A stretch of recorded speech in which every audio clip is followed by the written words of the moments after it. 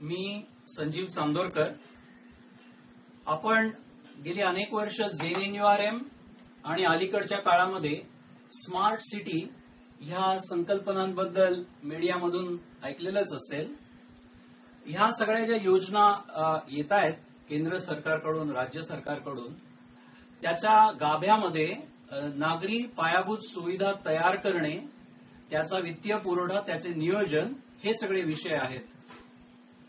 आपल्या देशामध्ये ज्या वेगाने शहरीकरण वाढतंय आणि त्या शहरातला बकालपणा ज्या प्रमाणात वाढतोय, त्या प्रमाणामध्ये नागरी पायाभूत सुविधांचे विषय हे जास्तीत जास्त ऐरणीवरती भविष्य काळात येणार आहेत. आपण आज या विषयावरती बोलणार आहोत, माहिती घेणार आहोत. नागरी पायाभूत सुविधा म्हणजे आपल्या जीवनाशी, दैनंदिन जीवनाशी संबंधित जवळजवळ सगळ्याच गोष्टी. पिण्याचे पाणी, घनकचरा व्यवस्थापन, सांडपाणी, सार्वजनिक वाहतूक आणि म्हटलं तर घरे देखील. मुद्दा असा आहे की ज्यावेळी आपण नागरी पायाभूत सुविधा म्हणतो त्या आपल्या दैनंदिन जीवनाशी एवढ्या पायाभूत आहेत, जसे घराचा पाया असतो तसेच आपल्या शहरी जीवनासाठी नागरी पायाभूत सुविधा या पायासमान असतात. घर पायाशिवाय उभं राहू शकत नाही, तसंच आपण शहरी नागरिक नागरी पायाभूत सुविधांशिवाय जगू शकत नाही. म्हणून त्या खूप महत्वाच्या आहेत. त्या महत्वाच्या आहेत याचं कारण आपण जगू शकत नाही एवढंच नाही, तर त्यांच्या अभावी किंवा त्यांच्या गुणवत्तेच्या अभावी आपण मरू देखील शकतो. बघूया थोडीशी माहिती घेऊन. देशामधला शहरीकरणाचा वेग प्रचंड वाढतोय. 2001 आणि 2011 या 2 जनगणनेच्या मध्ये जवळजवळ शहरी लोकसंख्या जवळजवळ 10 कोटींनी वाढली आहे. शहरांमधली नैसर्गिक वाढ जरी ह्याच्यातून वजा केली तरी जवळजवळ 5 ते 6 कोटी व्यक्ती या 10 वर्षामध्ये शहरांमध्ये जाऊन स्थायिक झालेल्या आहेत. ह्याच्यावरती काम करणाऱ्या अनेक शक्ती आहेत. म्हणजे लोक खेडेगाव सोडून शहरात का जातात याच्यासाठी अनेक शक्ती आहेत. अनेक शक्ती त्यांच्यावरती काम करत असतात. त्याच्यावर आपण जाऊया नको वेळेअभावी. परंतु एक गोष्ट नक्की आहे की प्रत्येक दशवार्षिक जनगणनेनुसार जे सत्य समोर येत आहे की हा जो ट्रेंड आहे शहरांकडे लोकसंख्या येण्याचा आणि शहरांची लोकसंख्या फुगत जाण्याचा, हा अपरिवर्तनीय आहे. It's irreversible.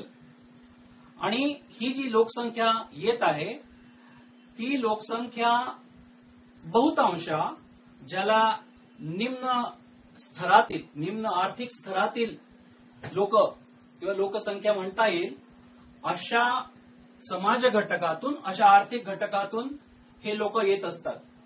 आणि अपरिहार्यपणे त्यांना कुठलाही बेस नसल्यामुळे शहरांमध्ये ते, ज्याला आपण झोपडपट्ट्या म्हणतो, ज्याला आपण कमी आर्थिक स्तरातल्या वस्त्या म्हणतो, तिथे जाऊन राहतात. आणि तिथला जे संपूर्ण राहणीमानाचा दर्जा आहे, तिथे असलेलं हवेचं प्रदूषण, सार्वजनिक आरोग्य, तिथे असलेला पाणी पुरवठ्याचे प्रश्न, तिथे असलेलं कष्टाचं जीवन, ह्या सगळ्यामधून त्यांच्या फक्त राहणीमानावरती परिणाम होत नाही तर आयुर्मानावरती देखील परिणाम होतो. देशाचं सरासरी आयुर्मान हे 60 ते 65 मध्ये आहे, तर मुंबई महानगरातल्या झोपडपट्ट्यांमधलं आयुर्मान हे 50च्या खाली आहे. मित्रांनो, लक्षात घ्या. लोक दारिद्र्यामुळे आणि गरिबीमुळे फक्त मरत नाहीत, तर त्यांचं जे राहणीमान आहे, त्यांचं राहणीमानाची जी गुणवत्ता आहे, त्याच्यातनं त्यांच्या रोगप्रतिकारक शक्ती कमी होतात, इम्युनिटी कमी होते आणि काहीतरी कारण होऊन ते मरतात. आणि हे सगळं सरकारी आकडेवारीत दिलेलं आहे, हे लक्षात घ्या. मी मगाशी काही संख्यांचा उल्लेख केला. 5-6 कोटी 10 वर्षात येतात. त्याला जर आपण 10 वर्षाच्या दिवसांनी भागलं तर लक्षात येईल की दररोज दररोज मित्रांनो जवळजवळ 14,000 लोक हे शहराकडे जात आहेत. 14,000 लोक. म्हणजे आपलं हे 15 मिनिटाचं भाषण ज्यावेळेस संपेल त्यावेळेस 100 ते 200 लोक शहराकडे जाणाऱ्या रेल्वे गाडीत चढलेली असतील किंवा आलेली असतील तर त्यांनी इथेच स्थायिक व्हायचा निर्णय घेतला असेल. त्यामुळे नागरी पायाभूत सुविधांचा प्रश्न हा फक्त चांगल्या राहणीमानाचा प्रश्न नाहीये, तर तो तुम्ही लवकर मरणार का नंतर मरणार याच्याशी संबंधित तो मुद्दा आहे. म्हणून तो अतिशय गंभीर आहे.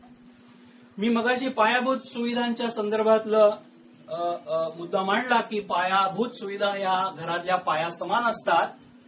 तेवढंच नाहीये, तर जसं घरातली लोक किंवा कुटुंब हे टीव्ही, फ्रीज, मोबाईल अशा पद्धतीच्या वस्तू स्वतःहून विकत घेऊ शकतात आणि स्वतःसाठी त्याचा वापर करू शकतात, तशा नागरी पायाभूत सुविधा कितीही श्रीमंत असलेलं कुटुंब, किती श्रीमंत असलेली व्यक्ती स्वतःसाठी तयार करू शकत नाही.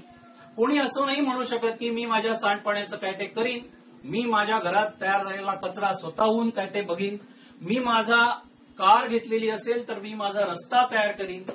अनेक गोष्टी ज्याला सामायिक म्हणता येतील आणि इकॉनॉमिक्सच्या भाषेमध्ये ज्याला पब्लिक गुड्स म्हणतात अशा पद्धतीच्या या आहेत. असतील तर सर्वांसाठी, नसतील तर सगळेजण त्याच्यामध्ये भरडले जातील, असं त्याचा एक संबंध आहे, त्याचा एक गुणधर्म आहे. नागरी पायाभूत सुविधांचे जे फायदे तोटे आहेत ते देखील ज्याला आपण कंपन्यांचे ताळेबंद म्हणतो किंवा कंपन्यांचे जमा खर्च म्हणतो त्याच्या पकडीमध्ये येणारे नाहीत. उदाहरणार्थ, जर सार्वजनिक आरोग्य ज्याचा संबंध सांडपाणी व्यवस्थापन आणि घनकचरा व्यवस्थापनाशी आहे, त्या सार्वजनिक आरोग्यातून किंवा सार्वजनिक आरोग्य जर बिघडलं तर त्याच्यातून जे त्या शहरातले जे मानवी तास खर्च होतात त्याचं रुपयातलं मूल्य मला असं वाटतं की कुठलाही अर्थतज्ञ काढू शकत नाही.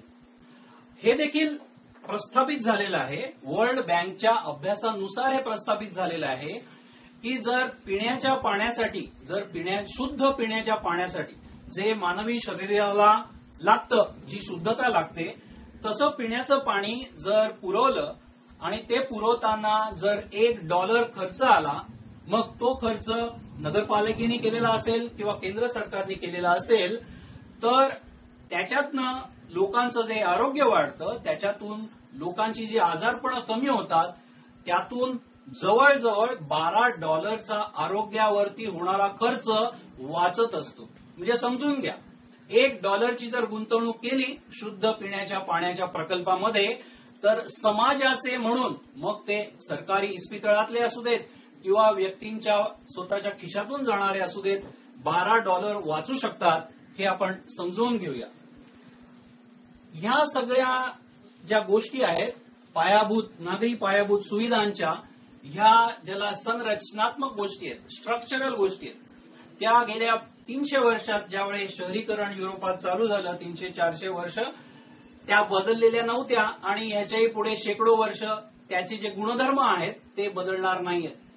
बदल घडला आहे तो पायाभूत सुविधा कशा तयार करायच्या, कोणी तयार करायच्या, त्याला लागणारा पैसा कुठून उभा करायचा, ह्या संदर्भातला समाजाचा म्हणून जो एक अप्रोच आहे, समाजाचा एक दृष्टिकोन आहे, त्याच्यामध्ये अतिशय मूलभूत फरक पडलेला आहे. आणि आत्ताच्या आपल्या प्रश्नांची मुळं त्या बदलापर्यंत जाऊन भिडतात. पूर्वीच्या काळामध्ये ह्या सगळ्या सुविधा फक्त नागरी पायाभूत सुविधा नाहीत, तर जवळजवळ सगळ्याच पायाभूत सुविधा या शासकांनी द्यायच्या, स्टेटनी द्यायच्या, असंच एक अध्यारूत तत्व होतं. आपल्याला माहितीये, शाळेमध्ये देखील आपण वाचलंय, चांगला राजा कोण? जर तो नदीवर घाट बांधतो, जो रस्ते तयार करतो, जो आमराई तयार करतो, जो धर्मशाळा तयार करतो. आत्ताच्या आपल्या मॉडर्न टर्मिनॉलॉजीमध्ये या देखील पायाभूत सुविधाच होत्या, त्याला इन्फ्रास्ट्रक्चरच म्हटलं जायचं आणि ते राजा पुरवायचा. नंतरच्या अनेक शतकांमध्ये ज्यावेळे आधुनिक औद्योगिक समाज उभे राहिले, त्या काळात देखील शासन हे लोककल्याणकारीच असणार आणि मगाशी उल्लेख जे करत आहे त्या सगळ्या सुविधा हे शासन स्वतःहून देणार असं एक अध्यरूत तत्व होतं. त्याच्यामध्ये गेल्या जवळजवळ 20-25 वर्षामध्ये खूप मोठे फरक पडलेले आहेत आणि ते फरक ह्या सगळ्या गोष्टींकडे किंवा संपूर्ण अर्थकारणाकडे, सगळ्या अर्थव्यवस्थेकडे बघण्याच्या दृष्टिकोनात पडलेल्या मूलभूत फरकांचे आहेत, ज्याला आपण नवउदारमतवादी आर्थिक तत्वज्ञान असं म्हणतो. त्याच्यात ह्याची मुळं जाऊन भिडतात. ह्या तत्वज्ञानानुसार शासनाने फक्त धोरणं बनवावीत, कायदे पास करावेत, जास्तीत जास्त सुव्यवस्थेचे प्रश्न हाताळावेत, परंतु समाजाला लागणाऱ्या सगळ्या माल आणि सेवा, गुड्स अँड सर्व्हिसेस या पुरवण्याची जबाबदारी शासनाने घेऊ नये असे हे तत्वज्ञान सांगतं. आणि ह्या तत्वज्ञानामुळे आज सर्वत्र ज्याला बिगर शासकीय स्त्रोत असं म्हणता येईल, जे विशेष करून खासगी क्षेत्रातून, खासगी भांडवलातून आलेले आहेत, ते आज मोठ्या प्रमाणावरती नागरी पायाभूत सुविधा द्यायला बघत आहेत. ZNURMचा मी उल्लेख केला, स्मार्ट सिटीचा उल्लेख केला. या सगळ्या योजनांमध्ये सगळ्यात गाभ्यामध्ये प्रायव्हेट सेक्टर पार्टिसिपेशन, मग आपण पब्लिक प्रायव्हेट पार्टनरशिपची नावं ऐकलेली असतील, खासगीकरणाची नावं ऐकलेली असतील, ह्या सगळ्या गोष्टी त्याच्यामध्ये अध्यारूत आहेत. मुद्दा खासगीकरणाला विरोध करायचा का खासगीकरणाला पाठिंबा द्यायचा हा नाहीये मित्रांनो. मुद्दा असा आहे की नागरी पायाभूत सुविधांचे जे गुणधर्म आहेत ते आणि खासगी भांडवलाचे जे गुणधर्म आहेत यांचं मॅच मेकिंग होऊ शकतं का. माझा मुद्दा असा आहे की नागरिक पायाभूत सुविधांचे गुणधर्म आणि खासगी क्षेत्राचे गुणधर्म हे कितीही आपटलं तरी जुळून येणार नाहीयेत. नागरी पायाभूत सुविधांमध्ये खूप मोठ्या प्रमाणावरती नफा तयारच होऊ शकत नाही आणि खासगी क्षेत्राला नफाच पाहिजे असतो. नागरी पायाभूत सुविधा ह्या अतिशय जोखमीच्या असतात, त्याच्यामध्ये एक रिस्क आहे आणि खासगी भांडवलाला कमीत कमी जोखमीची आवश्यकता असते. मी परत सांगतोय की खासगीकरणाला विरोध या तत्वता भूमिकेतून आपण हे बोलत नाही आहोत, तर नागरी पायाभूत सुविधांसाठी खासगी क्षेत्र हे कसं मिसफिट आहे, हे कसं मिळून येणार नाही आणि त्याच्यातनं अनेक प्रश्न तयार होऊ शकतात. मला असं वाटतं की हा एक मुद्दा अतिशय महत्वाचा आहे. प्रश्न तयार होतो की ह्याच्यावरती उपाय काय. शासनाकडे पैसे नाहीत म्हणून खासगी क्षेत्राला बोलावणं हे आपण सर्वत्र ऐकत असतो, पण शासनाकडे पैसे नाहीत याचं कारण आपल्या देशामध्ये करांचं प्रमाण हे जवळजवळ सर्व जगात कमी आहे. कर संकलन आणि ज्याला राष्ट्रीय ठोकळ उत्पादन म्हणतो याचं गुणोत्तर भारताचं त्याचे जे काही तुलना करू शकणारे देश आहेत त्याच्यामध्ये अतिशय कमी आहे. त्यामुळे कर आकारणी झाली पाहिजे. मालमत्ता करासारखे स्त्रोत नागरी पायाभूत सुविधांसाठी तयार केले पाहिजेत आणि कर आकारल्यानंतर देखील त्याचं कर संकलन कसं होईल हे बघितलं पाहिजे. याच्यासाठी नागरिकांनी फक्त निवडणुकांपुरता लोकशाहीमधला सहभाग न ठेवता, अप्रत्यक्ष सहभाग न ठेवता, त्या नगराच्या, त्या शहराच्या ह्या सगळ्या प्रश्नांमध्ये स्वतःचं म्हणणं वेगवेगळ्या व्यासपीठांवरती मांडणं, त्याच्यासाठी पुढाकार घेणं आणि हा माझ्या जीवन मरणाचा प्रश्न आहे ह्या तळमळीने, ह्या विश्वासाने ह्या सगळ्यामध्ये उतरणं हाच एक मला असं वाटतं की अंतिम उपाय असू शकतो.